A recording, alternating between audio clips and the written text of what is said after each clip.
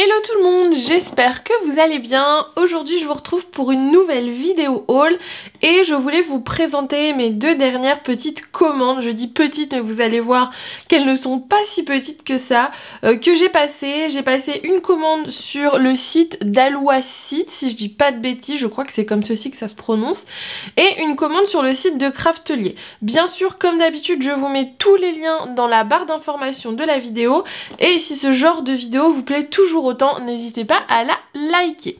Donc on va commencer par cette première commande donc sur la boutique Alouacide. Je ne sais pas du tout si ça se prononce comme ça, je m'excuse par avance si jamais je prononce mal le nom de la marque, mais c'est la première fois que je commandais sur leur site et je pense que vous voyez à quel point le colis est beau. On a un colis qui déjà est assorti à la couleur de mes ongles, qui est rose, qui est trop beau, avec du coup la petite lune qui est l'emblème de la marque.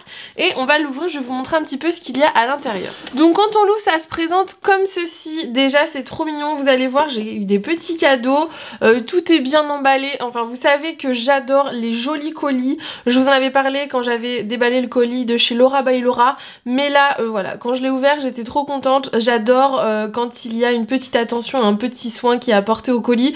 Je le mets sur le côté et je vous montre tout ça. Dans le colis il y avait des petites cartes offertes, donc comme ceci, c'est très mignon, ainsi qu'un joli petit tampon. Hop, j'espère que vous verrez bien malgré les éclairages. Donc voilà, je trouve ça trop mignon, surtout d'offrir un petit tampon clair comme ça. Vous allez voir, j'ai pas fait une énorme commande, donc j'étais très contente de la petite intention. Au niveau des frais de port, vous allez sûrement me le demander parce que ce n'est pas un site français. Je crois que j'ai dû payer quelque chose comme 5 € de frais de port, donc au final ce n'est pas excessif, surtout quand on voit le soin qui est apporté au colis. Alors la première chose que j'ai commandée, c'est cette petite paire de ciseaux qui est la Christmas Edition. Alors Christmas, c'est surtout parce qu'ils étaient roses, je vous avoue. Je vais les ouvrir et je vous montre ça. C'est une petite paire de ciseaux qui est rose avec des lames rose gold. Voilà, je le trouvais très mignon. Il est super ergonomique parce que malgré sa petite taille, vous voyez, vous avez quand même un grand emplacement pour venir mettre vos doigts. Est-ce que j'avais besoin d'une paire de ciseaux? Pas du tout, mais je vous avoue que j'ai craqué pour sa forme et sa couleur. Donc voilà, une jolie petite paire de ciseaux. Alors la seconde chose que j'ai pris, c'est ce plioir et à la base je passais la commande pour ce plioir.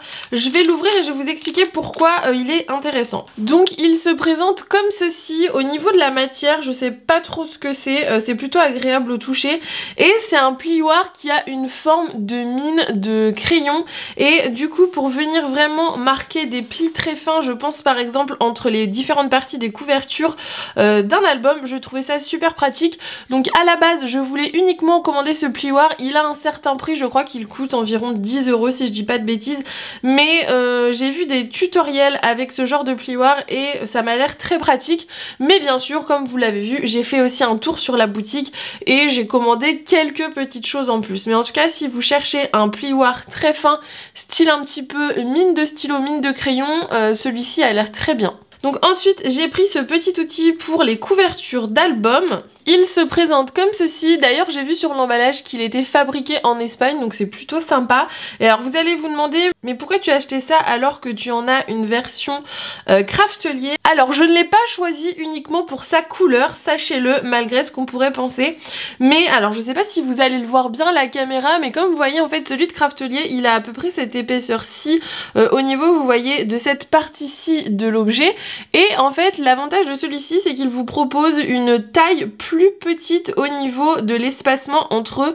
Là vous allez placer votre couverture pardon, et là vous allez venir faire la découpe. Et en fait le souci que j'ai, c'est que comme moi j'utilise de la cartonnette qui est très fine, quand je prends l'espacement recommandé par le guide Craftelier, qui est un guide tout simplement standard, je suis trop loin et mes angles ne sont pas parfaits. Donc je me suis dit qu'avec celui-ci j'allais peut-être avoir moins de soucis et avoir des angles plus réguliers. Donc voilà, et en plus il y avait un choix de couleur, bien sûr j'ai choisi le rose, ça n'étonne personne.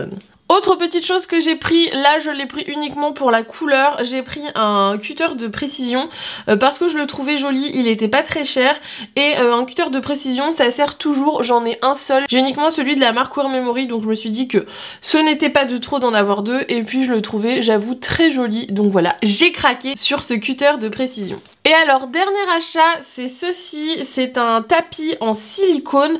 Alors pourquoi un tapis en silicone? Vous devez peut-être vous souvenir que j'en avais un que j'avais acheté sur Craftelier, je crois que c'était un Tim Holmes si je dis pas de bêtises. Mais le souci c'est que j'avais fait de la résine UV dessus et qu'il est complètement détruit par la résine. En fait la résine a brûlé le tapis en silicone. Alors je ne savais pas que c'était possible, mais c'est super pratique, je m'en sers souvent quand j'utilise des encres. Enfin c'est vraiment des tapis qui sont pratiques. Donc là, j'avais l'intention d'en recommander un de la marque Wear Memory, mais il était bleu. Donc quand je suis allée sur le site et que j'ai trouvé celui-ci un peu type vieux rose, je l'ai trouvé très mignon et du coup j'ai opté pour ce modèle-ci. Et le gros avantage de ce modèle-ci, c'est qu'il est très grand. Celui de chez Wear Memory était plus petit. Il mesure 45 cm sur 30 cm. Donc au niveau de la taille, vous avez une surface de travail qui est quand même assez grande. Et voilà, il est très sympa et ça va être très pratique. Ça c'est très fin, vous voyez, c'est du silicone. Mais pour tout ce qui est, quand vous faites de l'encre ou de l'aquarelle, c'est bien d'avoir un tapis en silicone. Donc voilà pour mon petit craquage sur cette boutique. Je vous mets, comme je vous l'ai dit, tous les liens dans la barre d'information. Et on va passer à ma commande Craftelier qui là, vous allez voir, est un craquage quand même plus conséquent. J'ai acheté beaucoup de matériel, mais je vous montre ça tout de suite. Alors je vais commencer par vous montrer tout ce que j'ai commandé chez Wear Memory parce que j'ai une wishlist Wear Memory et quand j'ai envie de me faire des petites commandes plaisir, je regarde sur ma wishlist ce dont j'ai besoin. Alors besoin entre guillemets hein, parce que je pense qu'avec tout ce que j'ai pas forcément besoin de beaucoup de choses, mais de tout ce qui m'intrigue et tout ce que j'ai envie de tester. Donc c'est le cas de cette commande, j'ai pris pas mal de petites choses que j'avais envie de tester depuis longtemps. La première chose c'est ceci qui est le cutter soi-disant ergonomique de chez Wear Memory. Je le vois beaucoup passer sur le compte de Wear Memory et ça m'intrigue de savoir si c'est vraiment ergonomique ou si c'est juste marketing. Donc voilà comment ça se présente quand on l'ouvre. Alors c'est assez cher, je vous mettrai le lien dans la barre d'infos, je sais plus exactement combien j'ai payé ça, mais franchement je trouve ça assez cher. Alors qu'est-ce que c'est que ça ? Ça doit être une protection pour la lame. Donc si franchement ce n'est pas ergonomique, je ne vous conseille pas de l'acheter. Après pour les personnes qui ont des problèmes de main ou pas forcément parce que j'ai pas de problème de motricité, ah non c'est pas mal. C'est pas mal, vous avez une bonne prise en main. En fait vous voyez vous venez le placer comme ça dans votre doigt et ensuite ça vous fait un peu comme un stylo. Donc non au niveau de la prise en main c'est très agréable. Après à voir à force de couper si ça commence pas à faire mal sous le doigt, mais vous avez une bonne la prise en main vous permet d'avoir une bonne pression sur votre lame. Donc à voir à long terme comment ça vieillit, mais ça m'a l'air plutôt pas mal. Donc n'hésitez pas à me dire si jamais vous l'avez déjà testé, ce que vous en pensez à l'utilisation, parce que là je peux juste vous donner mon avis en le testant, mais en le testant dans le vide. Je pense que c'est au fur et à mesure des tests que je vais me rendre compte si oui ou non ça vaut le coup. Vous avez des lames aussi qui sont fournies avec. D'ailleurs très étrange cette boîte à lames, je comprends pas trop le principe. Vous devez avoir 5 ou 6 lames dedans, donc plutôt bien. En même temps vu le prix, c'est bien qu'ils nous mettent des lames en plus. Donc voilà, à voir à long terme, mais ça m'a l'air franchement pas mal. Autre chose que je voulais depuis longtemps, elle n'était plus en stock, elle est revenue en stock il y a pas très longtemps je crois sur Craftelier, parce qu'elle était dans mes alertes mail et je l'ai eu qui est apparu, qui a popé dans ma boîte mail. C'est cette punchboard pour faire des mini enveloppes. Je vais enlever le plastique parce que vous voyez vous avez tous les reflets des lampes et ce n'est pas agréable. Alors voilà comment ça se présente, je pense que c'est mieux, vous verrez mieux. C'est exactement la même chose que la enveloppe punchboard, mais celle-ci vous permet de faire des enveloppes plus petites. Donc moi à chaque fois que je faisais des enveloppes plus petites, au final je fais que des petites enveloppes pour mes mini-albums, je les fais à la main et je me suis dit au bout d'un moment c'est un peu dommage, tu as l'enveloppe punchboard pour faire des enveloppes classiques et tu n'utilises jamais, par contre tes petites enveloppes tu les fais à la main. Donc il y avait un problème de logique dans cette histoire, donc j'ai craqué, je l'ai commandé. Au niveau des dimensions, est-ce qu'on a les dimensions en centimètres? Donc vous avez les dimensions en centimètres et les dimensions en inch qui sont sur la planche, donc voilà. C'est un peu dommage qu'ils aient pas mis les dimensions en centimètres également sur la planche, mais très pratique si vous voulez faire des petites enveloppes. Et ensuite, seconde chose qui était sur ma wishlist Wear Memory, c'est cette mini table de rainurage. Pareil, je vous l'ouvre et je vous montre à quoi ça ressemble. Donc voilà comment elle se présente. Alors, table de rainurage, moi vous savez j'en ai une grande 30 x 30. La plupart de mes massicots font office de table de rainurage, donc vous allez vous dire mais pourquoi tu en as voulu une plus petite? Tout simplement parce que quand vous êtes en train de faire une création, c'est pratique. Moi je sais que mes mini-albums, les pages ne dépassent jamais cette taille-ci et à chaque fois je suis obligée de sortir la grande table de rainurage. Même quand vous avez tendance à bouger ou à voyager, ça peut être pratique. Donc voilà, c'est pas indispensable, mais quand vous commencez à vouloir un confort de travail, c'est un petit outil qui peut être pratique, ça coûte pas très cher si je dis pas de bêtises. Et franchement, à la place de sortir la grande table de rainurage, je pense que je serais contente d'avoir cette petite planche. Donc voilà, c'était un investissement qui était pas forcément obligatoire, mais qui va me faciliter la vie sur plusieurs choses. Et vous avez, hop, juste ici, le petit plioir qui est comme ceci, et à chaque fois vous allez le remettre, hop, comme ça sur la table. Donc c'est hyper petit, hein, c'est compact, hein, c'est vraiment très fin et pour le coup je pense à l'utilisation très pratique. Autre chose que j'ai pris, c'est ceci. Et là vous allez dire, Lucille, pas à nous, tu n'en avais pas besoin. Alors je pourrais trouver toutes les excuses du monde en vous expliquant que j'avais besoin d'un pistolet à colle. C'est totalement faux, je n'en avais pas besoin. La seule chose qui m'a fait craquer, parce qu'il est depuis longtemps sur ma wishlist et je résiste, hein, c'est que mon pistolet à colle à l'école n'est vraiment pas top. Et je me suis dit que je pouvais faire d'une pierre deux coups, c'est-à-dire mettre le même que j'ai, donc c'est exactement le même que j'ai en bleu dans ma classe à l'école et garder le rose qui est beaucoup plus mignon à la maison.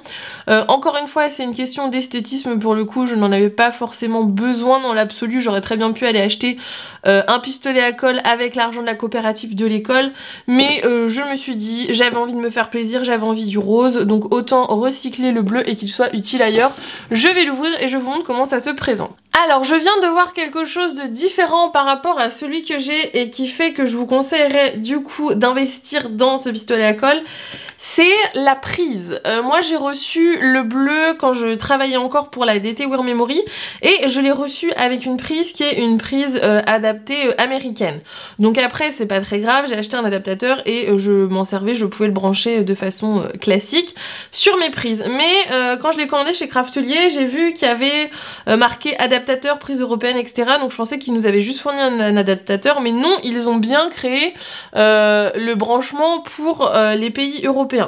Donc je suis très contente parce que ça va être beaucoup plus pratique, je vais plus avoir à me balader avec mon adaptateur. Ça se fait très bien, encore une fois, hein, c'était pas essentiel, mais si jamais vous le commandez sur Craftelier, vous avez bien une prise qui est adaptée à la France et non une prise adaptée aux États-Unis.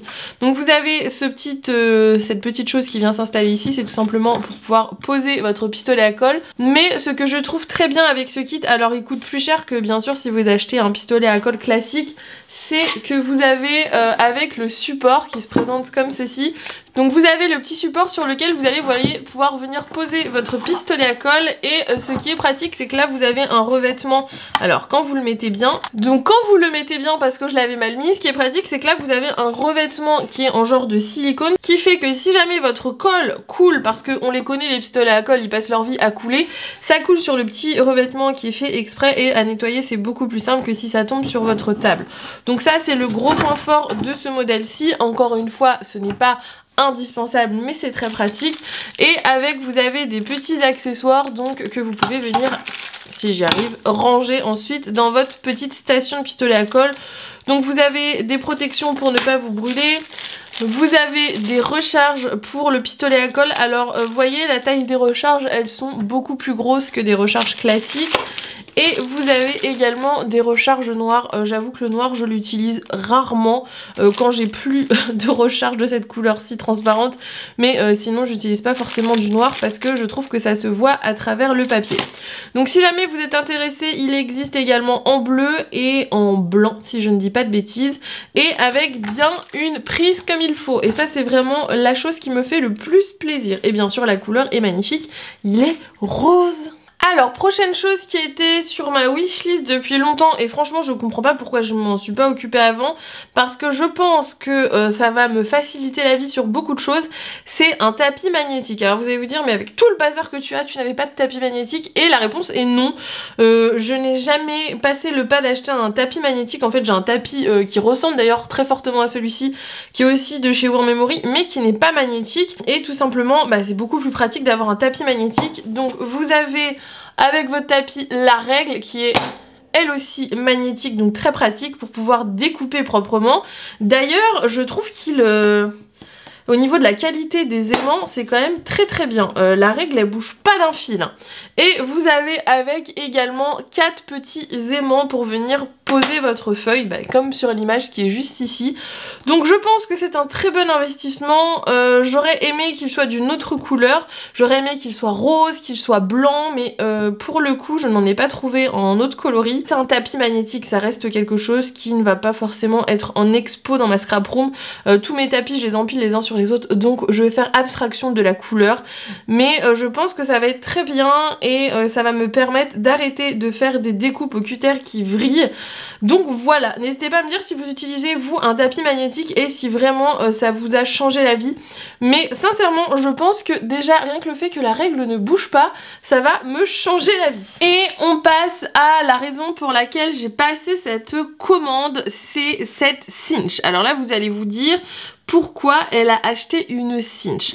Ceux qui ont suivi mes ventes Vinted, vous avez dû voir que j'ai vendu ma cinch version ID Swap que j'avais dans ma scrap room, qui ressemble d'ailleurs très fortement à celle-ci, sauf qu'elle n'est pas bleue, elle était noire et blanche, je crois, si je dis pas de bêtises.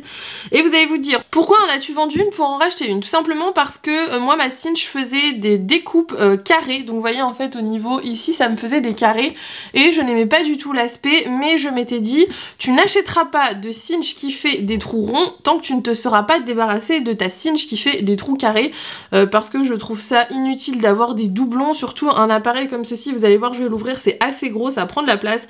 Donc je m'étais dit, tu craqueras sur cette cinch là quand tu auras vendu la cinch que tu as actuellement. Sachant que la cinch que j'avais, du coup je m'en étais pratiquement pas servi parce que esthétiquement je n'aimais pas du tout le rendu.